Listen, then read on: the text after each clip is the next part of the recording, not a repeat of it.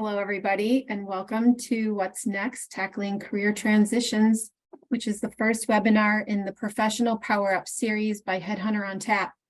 Professional Power Up is a comprehensive career development series that will get you charged up to power through your job search and your career transition. So Becky is posting the link where you can all see the upcoming events for this series, which is happening during the month of March. This is complete with 4 interactive webinars, 4 support Ask Us Anything sessions, and personal access to our career experts, Barbara and Jay. The series provides actionable skills and not just more information. So it's incredibly useful information for you all. I'm your host today. My name is Michelle Cavalcanti, and I work in alumni relations and constituent engagement. And before we begin, I'll just remind you of a few things. If you keep yourselves on mute, then we can all hear the presentation clearly. And also you can see we have interpretation today. Welcome, Amanda. Thank you. And we're happy to have you with us. We also have captioning available. You can turn that on by going down to your navigation bar. And if you're having any technical difficulties, you can please message privately my colleague, Becky Picone, and she will help you with any problems that you're having. And if you have a question during the program, you can message me directly, Michelle Cavalcanti, in my private chat, and I will ask the questions during the Q&A. And we're recording this session, and we will be sharing it out to anybody who's on this particular event, but also anybody who registers for our events. So even if you cannot attend the other 3 webinars, please do know that you will be receiving the recording if you register for the events. And also, we just want to thank you for being here during your busy day, and we look forward to hearing from Barbara and Jay. So I'm going to now introduce them. Barbara and Jay, the dynamic duo who are presenting these presentations for you all. There they are. Which I was one waiting of us for them to show up. Dynamic duo. Which one of us is Batman and which one of us is... I know you're gonna have to decide that.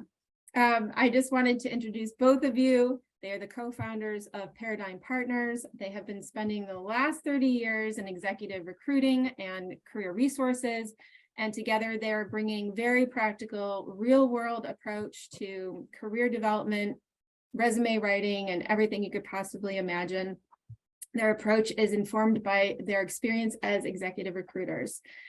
Barbara and Jay are part of our alumni life and career coaches program, and they have been since the beginning. They've been incredibly generous, providing complimentary advice and guidance for our University of Rochester community on the first Fridays of most months. I think, are we at the 2-year mark? It's possible that we're nearing there or have already surpassed. They do job talks, which is where you will find them and engage with them in very specific questions. We'll talk about that a little bit later. They've helped already so many alumni and community members with creating new dynamic resumes, with transitioning industries, finding a new career path, preparing for an interview, assessing how to get to the next part of their career. I could go on, but we won't, because we want to get to the good stuff.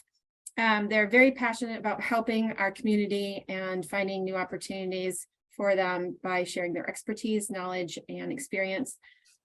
I'm always happy to see Barbara and Jay, and I'm going to turn it over to you, but I will be back for the Q&A, as you know. So please, it's all yours. So we'll get started. Wow, that's quite a welcome. Thank you. And thank you and Becky for making this possible this year. We're thrilled to be back. We're very appreciative that the University of Rochester makes this program available. The world that we live in is one that's changing so quickly. I don't know about everyone here, but I have whiplash myself, especially since 2020, I'd like to say, which was a crazy year for disruption, and then 2021 and 2022 were lots of hiring. This year is sort of a mixed bag. We're seeing a lot of both. I don't know that we'll ever get back to normal, but hopefully if this is the new normal, we're here. So, and we're thrilled to be here. During this next month, we'll be doing webinars on a weekly basis. Job talks will follow. each week, with the last one being the following Wednesday instead of the following Friday, because we're going to try an evening one for those who can't make it during the day. And just a tad of context about how we got here. Back in 2020, during the height of the pandemic, Michelle saw a need, asked us if we'd put together a webinar on creating resumes, and we did. And it really provided the impetus for Jay and I to work on developing this program, which we'd been thinking about for many years.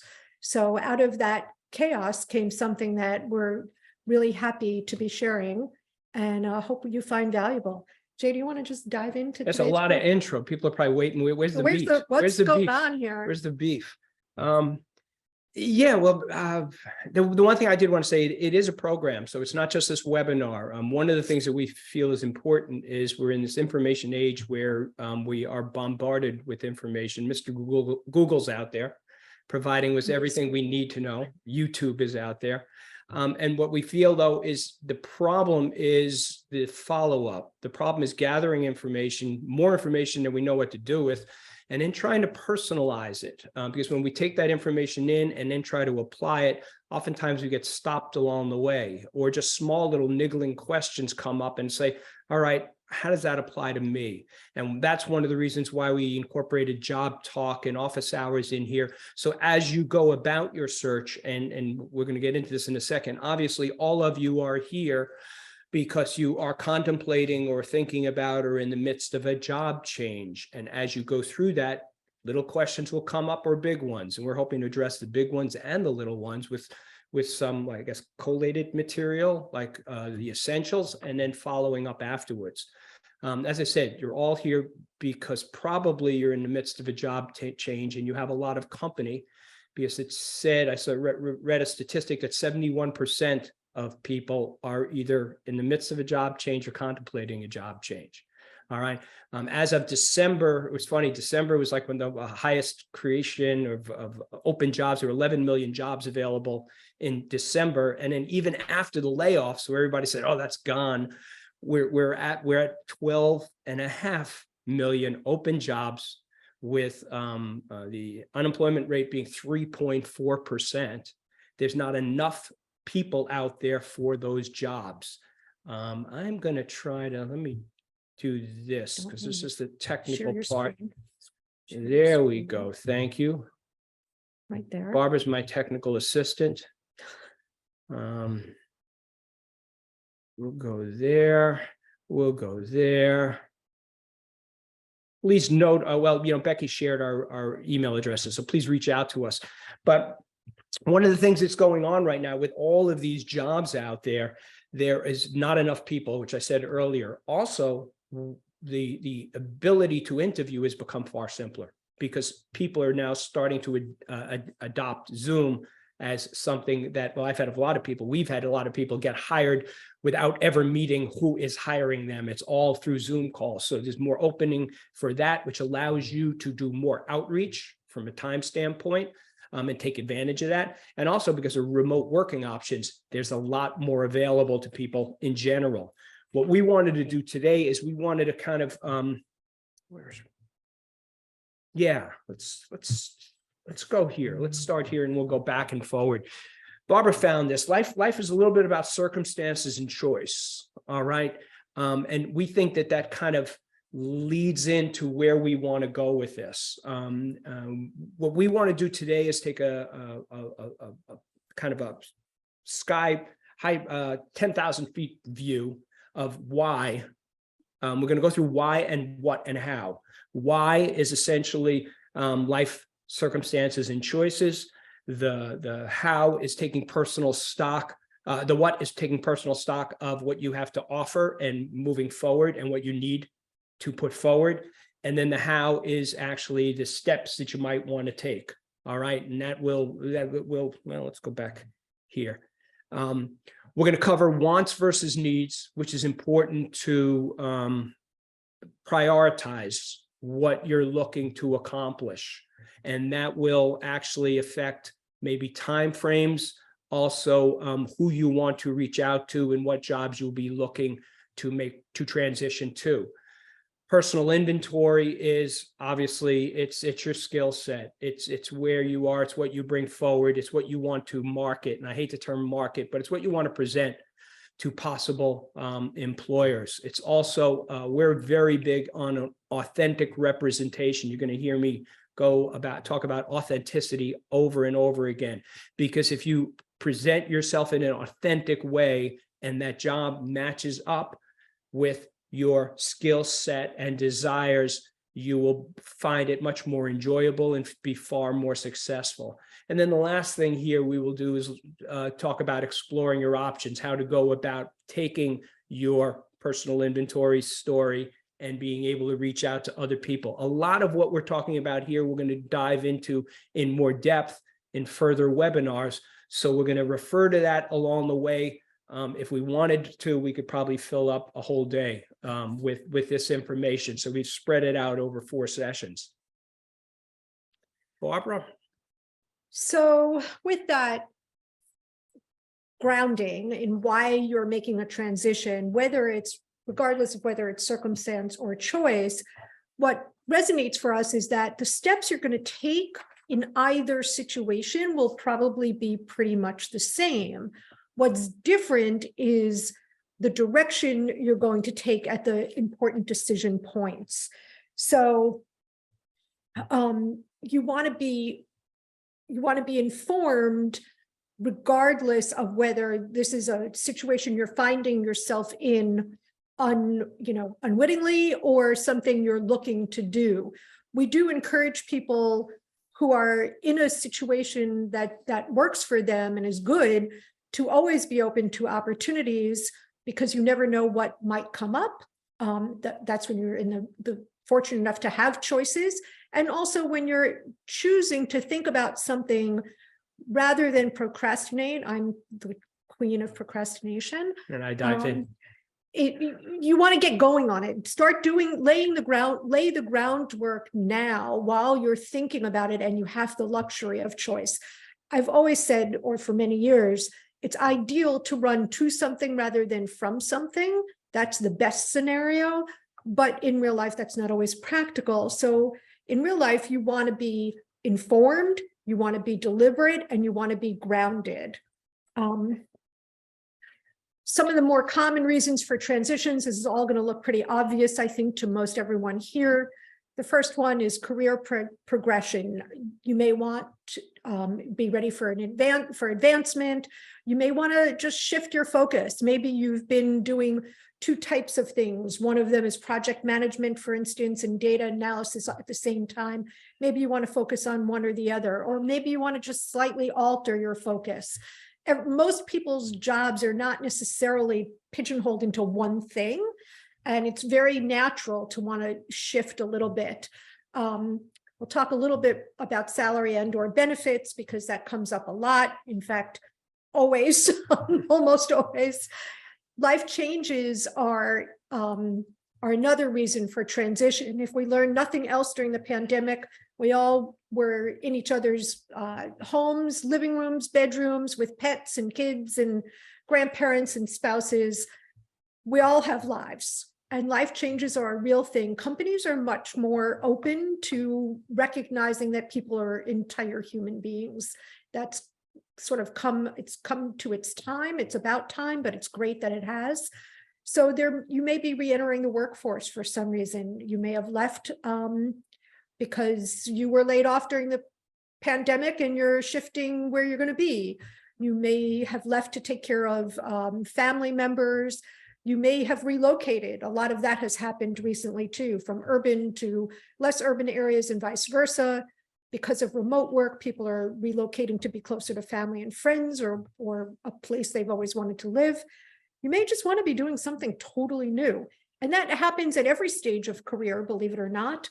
Oftentimes it happens towards the end of someone's career, or maybe, middle career, but you just say, I've done this, I want to do something else. Another interesting statistic is that people graduating today are believed, it's speculated that they will have 3 to 7 careers in their lifetime, not just jobs, but careers, because the workplace is changing so quickly. And then there are the dreaded layoffs, mergers and acquisitions, automation, and what we're seeing now, which are That's like choice all the way down to circumstances from the top to the bottom, as it, right? pretty More and more. much, yeah. Market conditions. So in any event, whether it's circumstance or choice, you're going to want to get very clear about your wants versus your needs. And while this may seem like pretty elementary and apparent, you'd be surprised at how often we all conflate both. Wants will always come second to needs. Your needs will always take priority. I'm sure there's an exception, but I've never seen it. And you kind of know what all of these are. I won't belabor that, but I do want to focus for just a moment on salary. Okay. Do you want to add something there, Jay? Yeah, because oftentimes what happens is when needs do trump wants, and what happens when needs come into place, that's where there's got to be more flexibility, because you don't, and it might affect I'll get into timeframes that. of job search. Good, I'm going there. good. What we like to say is that understanding the difference between needs and wants allows you to provide more focus in what could otherwise be a daunting job search. And it also provides some guardrails, and I'll get into that a little bit more, but thank you. Salary, let's digress for just a moment and have the money conversation. Just about everyone says they want to make more money. I mean, why not? Who doesn't, honestly? In terms of whether or not that's really driving your job or career change, if we look a little deeper and we go a little beneath the surface in conversation, 9 times out of 10, or maybe 80% of the time, we will find that salary is sort of a shortcut to express a whole bunch of other things. Oftentimes, it can be a shortcut for appreciation. I don't feel appreciated. My work is not valued. I want to be in a place where one or both of those things changes. Sometimes it's a shortcut for, I really want more flexibility. I have to be in the office 4 days a week. I really only want to go in once, or something like that. With all of this relocation that's happened recently in recent years, a lot of times people are finding that they want a different type of commute. They want to be closer to where they work. They don't want to spend that time anymore. Whatever it is, it's important to disentangle what salary might be shortcut for and get real honest with yourself about it. And the reason it's so important is because it will impact your decision-making, whether you want to apply for positions, whether you want to continue interviewing for a particular job. And when you're in the fortunate position of having multiple offers, like someone I worked with recently, she was kind of stuck about which one to choose. And, you know, there were some differences in salary. All of them were more than what she was earning, and a lot more. She was happy about that. But it wasn't until we really engaged in what it was she wanted that she was able to make a very clear choice about which position to go to. One of the key things for her was she wanted to have colleagues on a team. She was working very independently. She wanted a bigger place. And one particular position offered that, whereas the others didn't so much. So it really helps you to sort out what you want along the way, but it's important to sort of do that up front. You were triggered. I remember when that happened, because you asked her, she had 3 potential things, and you said, well, which one are you leaning to? She said, well, the one that pays me the most money. And that's when you had a further conversation with her to kind of go away. It wasn't, that's not the company that necessarily valued her most or what she really wanted, right? But it was the easy way to say, oh my God, that makes me feel better. That's the most sense, right? Yeah. So, okay. You're handing it back to me? You're on. Yeah. I'm on. All right. Personal inventory. So personal inventory, we're getting into the what here. Okay. What do you have that you want to put forward? What are you working with? What are your raw materials? All right. And we lumped it into three different things here: gifts, transferable knowledge, and professional narrative. Transferable knowledge will probably be the one that you will know most about, but I'll go through all of them with you a little bit. And because, well, gifts is kind of, I'm not sure I like the name gifts, and I'm still playing around with this. Essentially, it's your traits. All right. It is, and let me go here. It's your traits. And the reason I like the term gifts is because your traits aren't necessarily gifts if you embrace them.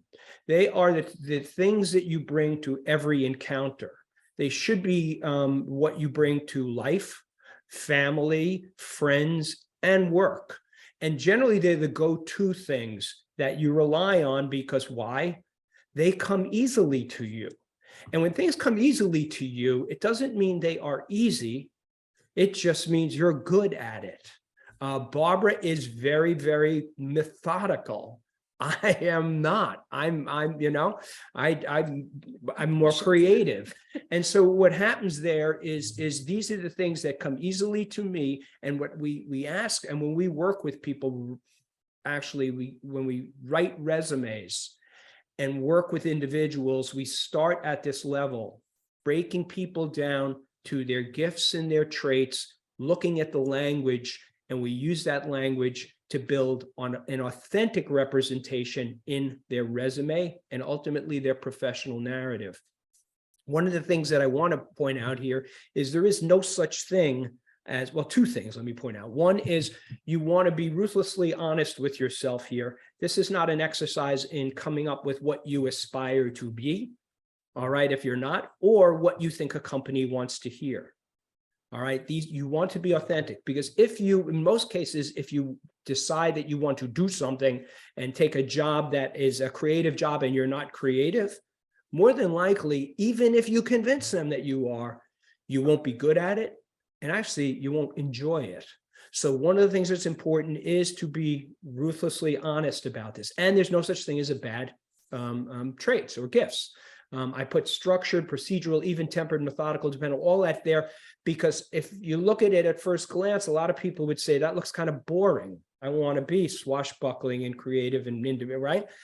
But I use this example all the time. If you're in an airline and that pilot is landing that plane, you don't want him to get creative and decide to, I'm going to land it backwards today, or I'm going to Miami rather than New York. You want him to do it the same way, day in and day out. And I pick airline pilots because it's kind of, people say unglamorous versus glamorous. I find airline pilots a little bit of a glamorous job. Head chefs are similar, turning out thousands of meals a day, thousands of meals a week that are identical. That's methodical. So what we do, and we'll talk a lot more about professional narrative. I could do 8 hours on professional narrative and how we build resumes, but your professional narrative is essentially those gifts, those traits, plus your journey. And your journey is kind of your personal journey, what your life experience is, as well as your professional journey. And sometimes they have different amounts of impact depending on what kind of life you've led. And some of us live more conventional lives, some less conventional. And the same thing with your journey and your job decisions and what you've encountered in those. Transferable knowledge is that piece that most of you probably will be familiar with. And this is important, again, because this will drive where the various opportunities might be, and also what actions you might need to take to prepare to make your case. And we'll talk about making your case at the end. So we broke this down into industry vertical. All right. Most of you work within an industry, whether it's the advertising industry, consumer products, energy, higher ed, government, professional services, you name it. So, and what happens when you're within those industries, I didn't even say banking or finance or insurance or what have you. When you're in those industries, you have a general business knowledge. You have that which is a transferable skill to another industry that is similar. So right there, that's kind of, well, and different, yes, but that's where we're going to get into skills. That's where we're going to get into skills and function. Right now, you have that's a leg up within those industries because you have that knowledge. If we get into function, now when your function within that industry is, well, if you're in insurance, you could be in operations, okay, but you could also be in marketing. You could be in human resources within insurance. You can be in sales within insurance. So now you have a knowledge of insurance, but you have a different function within that insurance. Again, that can be taken forward into another role. Now, when you build on that, adding skills, well, what are the skills that you have along with that? And it could be project management skills, could be people management skills, could be quantitative skills or ability to measure outcomes. It could be presentation skills. A lot of people say communication skills when we talk about traits or whatever, good communicator. What does that mean? Well, there's a difference between presenting today in this webinar or standing in front of 250 people and making a sales presentation and what have you, and or just a boardroom or communicating internally. So skills, your function, and your industry vertical kind of paint a portrait of what you have to move forward, and you can use more or less of these things when you look for your next job. A lot of these things will point to certain industries or certain pivot points to other industries that you can get out of insurance if you have good presentation skills and you know accounting, because you can take it to another industry. Personal, we put in there because a lot of times what happens is people are wine enthusiasts. People been at school board or local elections. People have other interests than personal interests where they have, maybe it's not deep knowledge of music. I garden. I don't know if that's transferable for me. I know enough to grow things here and there, but those are personal things. And some people choose to pursue that, like somebody we know who was in marketing, in advertising, and wanted to get involved in wine. And knew a little bit about wine, but had to bolster that. And Barbara's going to talk a little bit about that later on, gaining those skills. But that gives you your transferable knowledge, and then you want to use that to guide moving forward or what needs to take place next. And you're going to talk about this. So once you flesh all of this out, and obviously we're going through it at a quick pace here, when we work with people individually, it takes quite a bit longer, although not forever, but to get there, you want to look at where you're headed and what you're going to need to get there. Typically, the more moderate or incremental the transition you're going to be making, the change, the easier it's going to be for you, because you will have more of what you need to do what you want to do. The more radical the change, the more you probably will have to acquire, and the more compromises you're likely to have to make.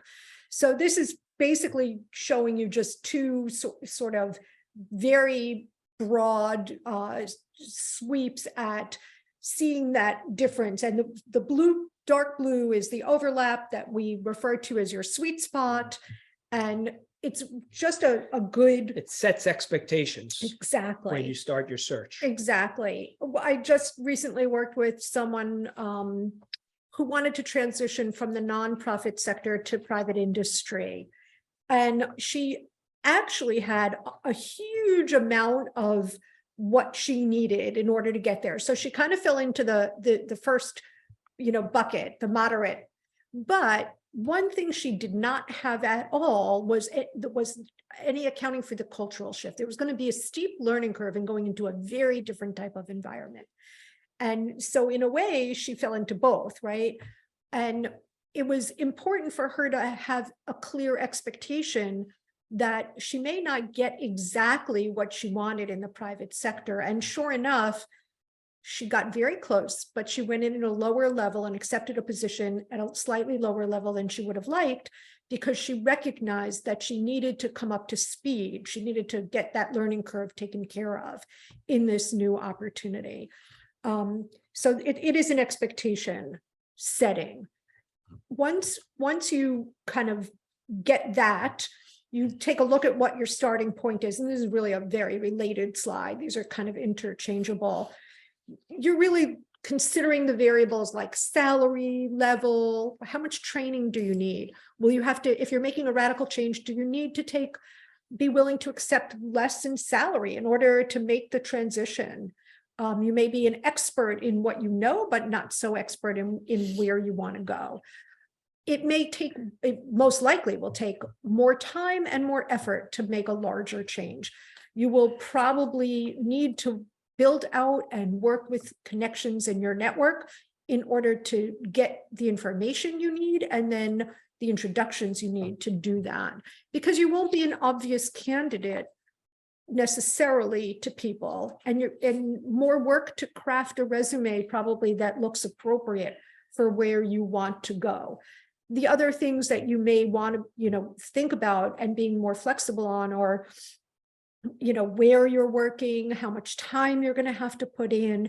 All of these things come into play.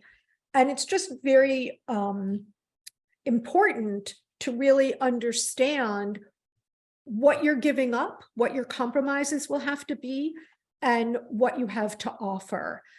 It's also important to realize that you can pursue both paths at once, and one does not preclude the other. I worked with someone who was a very senior leader in a nonprofit, in the nonprofit world. She'd been with the current organization she was with for probably over 10, maybe 15 years. And she just knew it was time for a change. She had done all she could do there. But she kind of had this nagging interest, desire to get into a design build role. It was just a person, it would probably come in the personal category. She had no professional experience in it.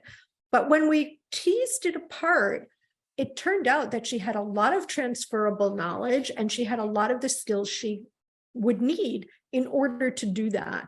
So she pursued both paths simultaneously, equally comfortable with either one, and kind of said whichever one presents itself first. Lo and behold, the design build opportunity presented wasn't exactly what she wanted. So she knew she was going to make more compromise there. As I recall, it was a contract role, not full-time, but she was confident that she would be successful and could grow it into a full-time thing. And sure enough, she has. And I'm going to tease the next webinar, because we're going to talk about resume construction, and we're creating an authentic resume. And there are ways to go about creating different resumes that will have your transferable knowledge be more accessible to people than a more standard format. So we will talk about that probably in the next webinar. Definitely in the next one. And then you want to just start exploring your options. So uncharacteristically here, I'm going to start off with a pitfall warning.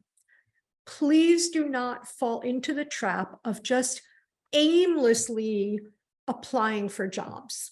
So you go to LinkedIn, you go to Indeed, wherever things pop up in your feed somewhere, and you just apply. And a couple of weeks, maybe a month in, you're not getting any responses. And we get the phone call of like, what's going on here? I keep applying. I feel like I'm going into the big black hole. And literally that is the language. Almost always that's used. It's hugely frustrating and very disappointing. It's demoralizing, frankly. And while the reality is that when you're applying blindly to positions, it is kind of a numbers game, and we'll talk more about that in the coming weeks. But we'll talk about that in number 3. Yeah, it is. It is a numbers game, and you have to get used to and not take personally that there's going to be a lot of applying with no results. However, if you do some homework, kind of exhale up front and do your homework in advance, right? Or your pre-work. It's like a pre-read when you're in a book group, right? Or a presentation.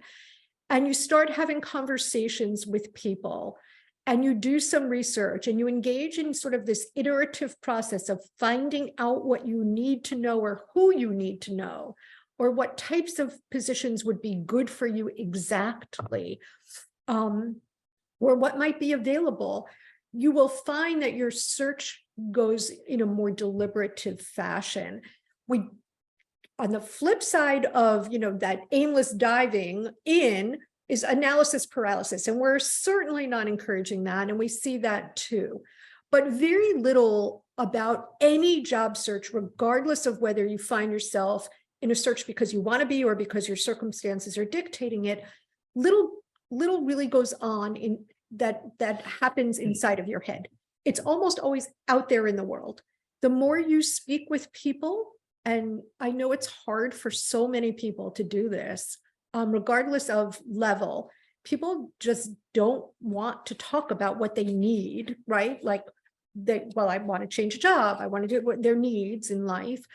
But the more you talk, the more you will learn.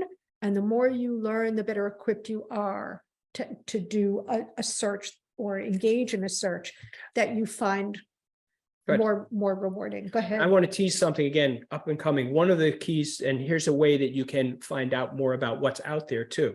Maybe not applying everywhere, but we will talk about this. Number 3, I think, webinar number 3. Read the job description, Yeah. not the requirements. Read the overview. What is the job? What do they need a person to do? A lot of times people will read that and say, hey, I can do that. All right. And then they get down to the requirements and they rule themselves out. A lot of times companies will hire, they have requirements there because they're standard. That doesn't mean they won't explore other options. And the key here is if you think you can do that job, apply. And then part of it will be having the resume, part of it will be making your case, and we'll talk about that as well. But Even the look, next slide. But even before- the next, Before we go there, to that point, on the same point, make sure you use your resources, like sort of take stock of the assets around you. Some of them are super obvious, like the alumni database at the University of Rochester, the Meliora Collective, your LinkedIn network. And if you don't have a large network, it's easier than you think to build it out, and to get to know people through LinkedIn. Those are all assets, professional associations, people who you commute with or live next door. There are so many more assets than you realize, and resources that you want to use in the course of your search. And if you kind of get that in the front of your mind, it becomes more natural to just do it. Okay. So you're going to choose some paths now that we've, had focus and guardrails and wants and needs, and we've fleshed all this out, right? We're rocking and rolling here. You're going to want to craft professional narratives for each path. You will be preparing different resumes depending on what path you want to pursue, and those resumes will be tweaked further for each position or for most positions that you're applying for. This is all part and parcel of next week's webinar on creating a resume, and it will come up thereafter as well. And finally, you're going to want to make your case. The last thing in the world you want to do is assume anything about what the reader of your resume or an interviewer thinks about, assume that they understand why you're appropriate or what you have to offer or bring to the table. Learning how to articulate, for lack of a better way of talking about it right now, your value proposition. Don't shudder, Jay. You really don't want to leave that to chance or happenstance. You want that to be something that you articulate well ahead of time. And I know this is kind of one of your favorite your value topics. and your value proposition is how you go about doing what you do. It's not what you've done, it's how you go about doing it. If you are a team builder, if you are, if you're analytical and you analyze things, there are different things that you bring to get things done. We spoke to, it's a great example. I spoke to CIO. Barbara knows him as well. And we actually were professionally doing his resume. I've worked with him. He's hired people from me. I placed him at one point. And so he's far along in his career. And what his resume read, he's got a master's degree in computer science. He's got a law degree. He's got IT, credentials. He's a CIO of an organization, and he wanted us to redo his resume. And I went through actually creating his professional narrative with him before we did his resume, the traits and what have you. And I said to him, I said, Ethan, by the way, I know that you were a lacrosse player and actually were a senior, well, he wasn't a professional. But He was world class. He was He world-class. actually was a captain of the Manchester team, an England team, because they brought him over from America because they don't have many lacrosse players there. But he had participated in Division I lacrosse and had in 3 or 4 international championships. And I said, how come do you say anything about team building? And he goes, no, not really, Jay. I said, how did you miss that? And he said, well, come to think of it, my people really like me. And whenever I leave a job, they want to follow me. And then he started going, well, I guess I manage by servant leadership and I empower the people around me to make a difference. And all of a sudden it opened up a different way of how he was wildly successful. He had great credentials, but all of a sudden tapped into something else. That's what professional narrative is all about. And And preparing and resume, making your case. we're going to talk about, and making your case. We're going to get to that right now because Barbara says we have to get to that. Michelle's going, yes, get to that. Yes. One of the last things I'll leave you with, because we want to have plenty of time for questions. When you get in there, a lot of people will talk about their credentials. Oh, look what I've done, look what I've done, look what I've done, as opposed to what I can do for you. And one of the important things on the interview is not to impress the person who you're meeting with. You want to convince the person you're meeting with that you will, what you can contribute to the organization. So you want to personalize it or professionalize it to the organization and not just make it about you. It is that professional hours. It's the value that you're bringing. It's your value proposition. And you want to show that when you come on board, you can move that company forward according to, well, if it's profitability, yes, but also along lines with the mission and even the job description itself. But don't forget to do that. That's basically closing the deal. I hate that term because it sounds salesy. Nothing about this being salesy. They want to know how you fit in, and you want to make sure to leave them with a clear impression about how that can be accomplished. So, So 4 takeaways, and this kind of teases where we're going with this. And if I identify jobs that are potential for you or into industries that are potential when you're going through career transitions, prepare targeted resumes towards each one where you want to gear. We recommend generally people have 2 or 3 resumes. Sometimes they can have more. Sometimes they're radically different. Sometimes they're just variations on the theme. Next thing, apply to positions. All right, get out there. Talk to people, have conversations. Listen, if you apply for a job and it doesn't work out and learn that you don't want to do that, that you learned something. That wasn't a mistake. That was a worthwhile investment of time. And then the last thing is prepare for the interview. And we're going to cover all of these things, 2, 3. We're going to cover all of these in subsequent webinars. And we're not selling anything here, but we don't have enough time. And this is on the site, so you guys can go check out what's coming up. And Michelle, let's get on questions, okay? See if I can do this right. yes. Are we good?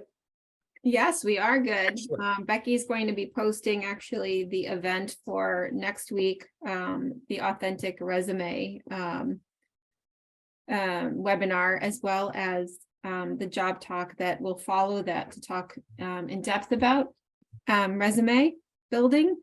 I'm just going to cover a couple of things before we go into Q&A so we don't run out of time. This Friday, we will have an opportunity to also dive into the questions and specific questions that people have with the job talk that is following this one on Friday at noon Eastern Standard Time. And the job talk is really a way for you to have a conversation, like a one-on back and forth with Barbara and Jay, to be able to answer some of the questions they'll have to clarify more with you about your questions. So today, because of the time, I will be asking the questions to Barbara and Jay. But do join us on Friday. Those are not recorded sessions. We like to, keep them off the recordings just because people feel more comfortable that way. And it's just a really great opportunity for conversation. If you don't have a question, it's always good to listen to the conversation anyway. So, and then the last thing I wanted to mention was the Meliora Collective that Becky will also be posting in the chat. Barbara did mention it, and it is a great way to find both people in your community that are already working in the industries you may be interested in. So there are a lot of ways that you can reach out to individuals on the Meliora Collective for those informational interviews, or for just to reach out to ask a question about, how they might have gotten into that particular industry, as well as specific companies, because you can check, you can search in the search bar by specific company and see who's working there from the University of Rochester community. So again, that's the Meliora Collective. We look forward to seeing you on the platform. All right, now we're diving in. Sorry for all of that, but I just needed to get those out. The first question I have for you both is, what are your thoughts on people who change jobs frequently, like every 2 years, or, that if you're looking at a resume and you're seeing, they're hopping around a lot, either by industry or just leaving every couple of years? Is this kind of a normal practice these days, or how is it perceived by employers? Depends on the employer. So there's no rule of thumb about that.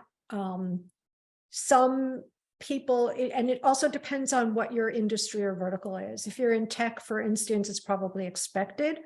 2 years is a long time, actually, to be at a tech company.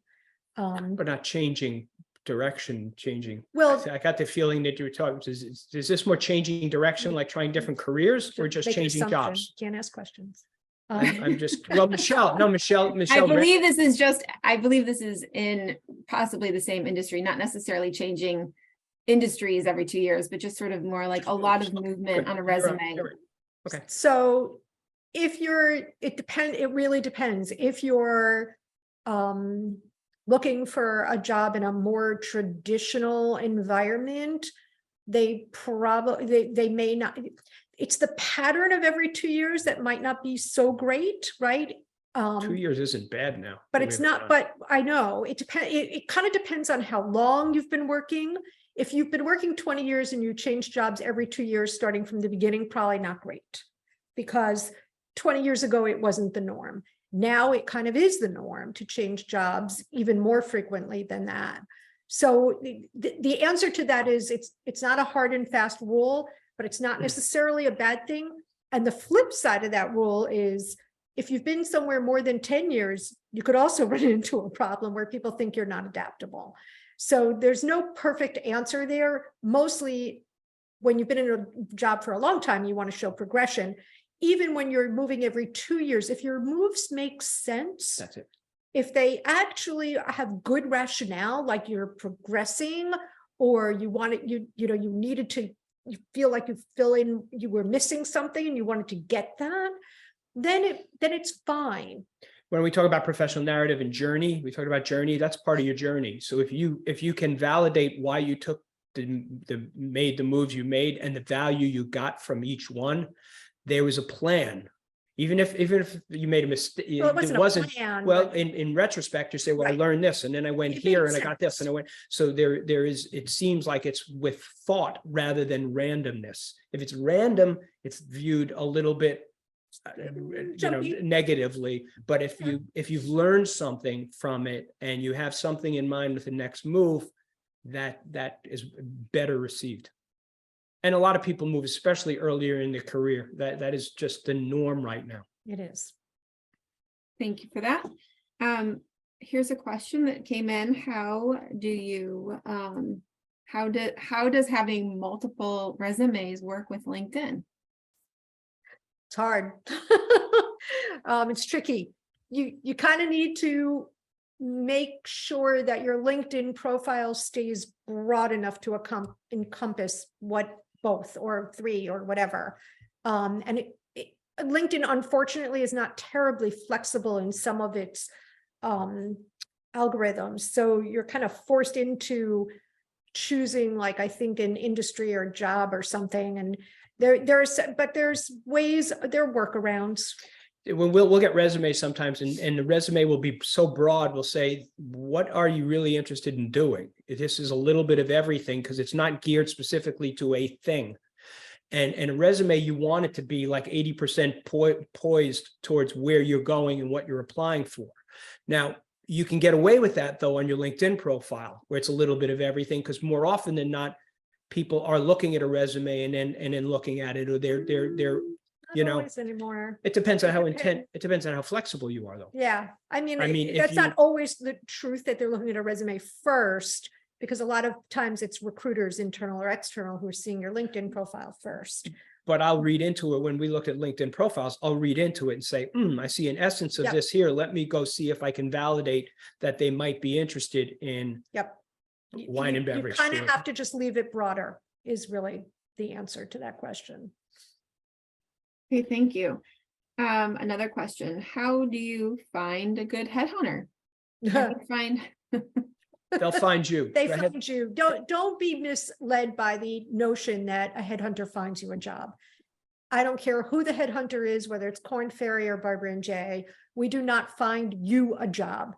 We find people for our clients, all of us. So what you want to do when you're working, if you're working with a headhunter, you certainly, if somebody calls you or you see a position and you apply for it, or somebody says, oh, I worked with so-and-so, which we get all the time. People will reach out to us like, oh, you know, somebody that I know somebody who worked with you, blah, blah, blah, blah, blah. You want to make sure that that person is someone, A, you're comfortable working with. And if it's a specific job you're applying to, you want to make sure they actually have a good relationship with the client. Otherwise, you can find yourself disadvantaged. If you reach out to a headhunter, what they're going to say, what do you do? Or actually, a lot of times they won't even talk to you. They'll just say, oh, good, send me a resume. Right. We'll see what we can do. And then Mhm. they want to see if the resume, if they have something available, oh, they'll be happy to talk to you. If they don't, you They might won't. not hear back at all, or you might hear, oh, we'll hold on to this and see what we can come up with. Yeah. How do you get an interview for a position without prior connections to a company? How beneficial is it to use LinkedIn for networking and finding job opportunities? Yes, and it's not easy. Yeah. But, or the other way around, it's not easy, and yes. Right. Yes, use Um, LinkedIn. Yes, it's beneficial to use LinkedIn. To try side doors, look for back doors, look for hiring managers that might not be listed there, people within the department that might know of who is hiring.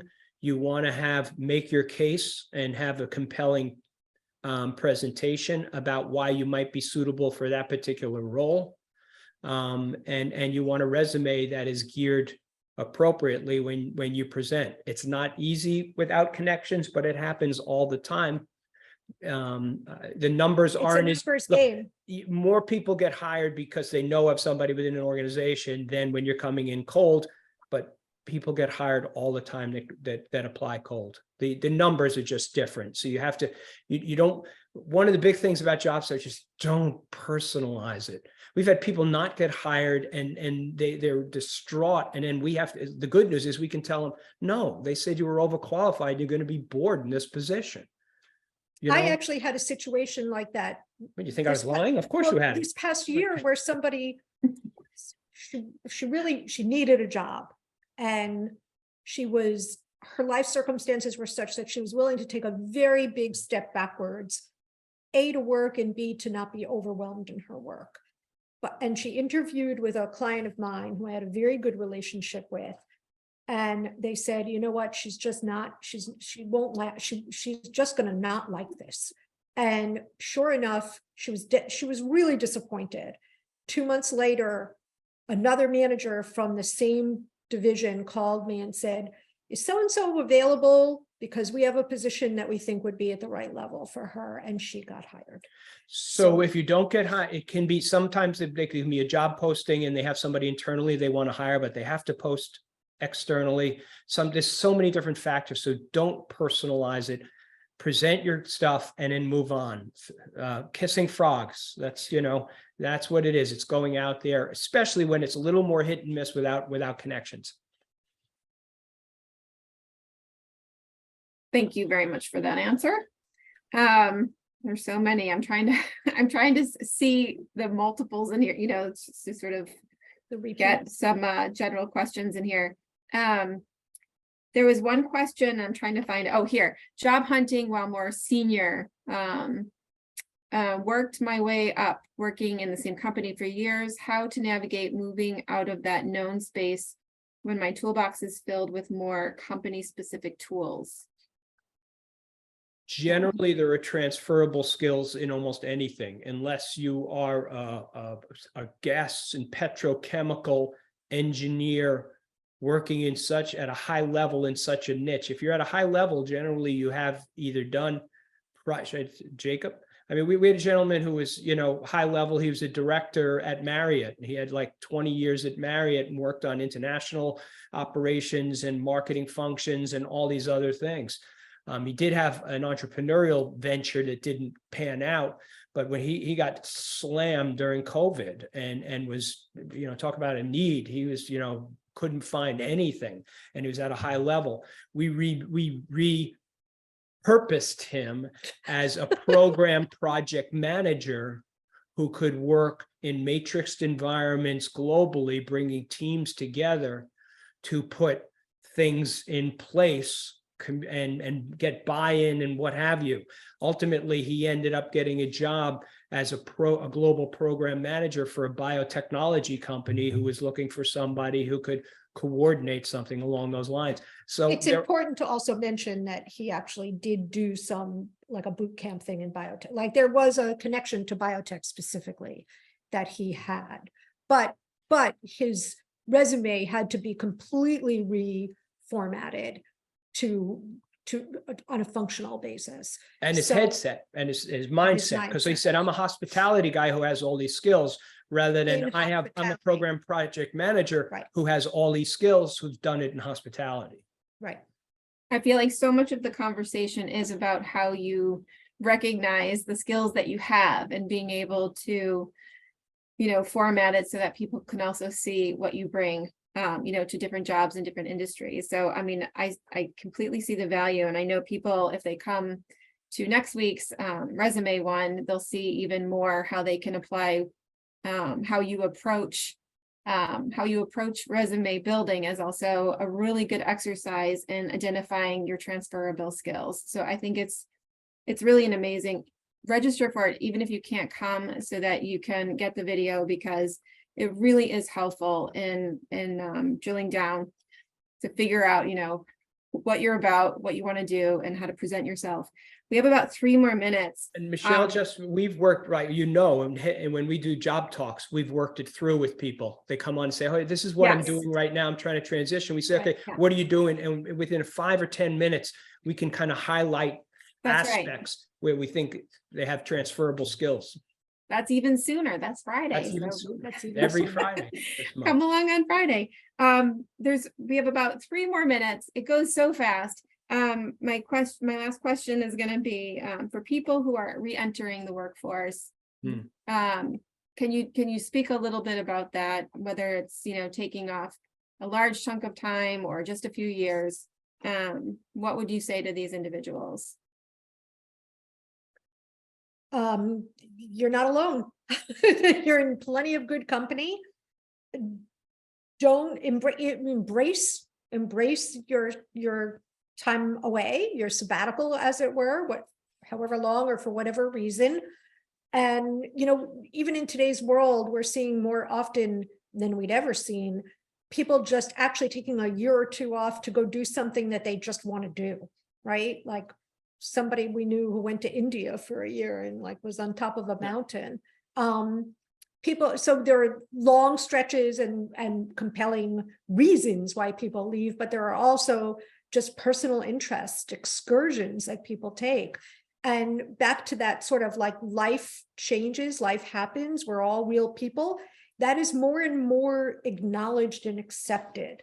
And have realistic expectations about Exactly. the level you come in. Also, if you're coming in and you worked in at an advertising firm 10 years ago, whatever, or 5 years ago, you do still have some workable knowledge. Or if you worked in HR, things have changed, but not that radically. So especially if you lean on some of the things you've known, to come back into industry, do something radically different than what you've ever done might be difficult, unless you decide to start at a very, very basic, level, almost an entry level. But people want people. They want to hire individuals. They don't necessarily want to hire backgrounds. So make the case.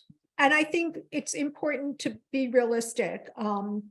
If you've been away for a while and you're coming in and you're interviewing with people who are 2 or 3 years into their career, you can be very threatening. So you have to kind of figure out how to navigate that. It's not always easy, but it's certainly doable, and more people are doing A it. lot of people get And- rehired. So don't get discouraged. Just No. go out there and talk to people. And we see people at every stage of their career taking time off. Mature employees are in demand because they feel like they're responsible, they'll show up, they're not distracted, they want to work. So in some regards, people will opt for a more mature, and I'm not as mature as me, or even as mature as me, but I'm saying somebody who's 40 versus somebody who's 24, because there's this feeling, oh, good, they're more settled in their lives. That's great advice. I'm so sorry. It's already 1 o'clock. So we're going to have to say thank you for this first webinar of 4. And we look forward to sharing it out. We're going to do these very quick turnarounds. So our intention is to send it out tomorrow so that we have enough time for people who weren't able to be here in person. They can view it so that they can bring their questions on Friday. So we're really going to try for a 24-hour turnaround. Thank you, Amanda, for your participation today. We really appreciate it. And thank you, Barbara and Jay, for the first of what we hope to be a really great month ahead. So thank you, everybody, for coming. Thanks, guys. Thank you. Becky, Thank you. Michelle, see you Friday. We'll see you Friday. Thank you. Thank you. Bye.